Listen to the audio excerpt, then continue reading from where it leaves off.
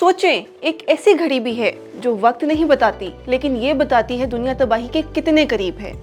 2026 में इस घड़ी को 12 बजने से सिर्फ 85 सेकंड पर सेट कर दिया गया, जिसका मतलब ये कि दुनिया तबाही के बहुत करीब है। इस घड़ी को 1947 में उन साइंसदानों ने बनाया था जिन्होंने एटम बम बनाने में मदद की थी। उनका मकसद दुनिया को ये बताना था कि एटमी हथियारों और दीगर खतरों से इंसानियत का वजूद कितना खतरे में है। उन्होंने कहा था इस घड़ी में रात 12 बजने का मतलब दुनिया का खात्मा है। लेकिन ये वक्त कम क्यों हो रहा है?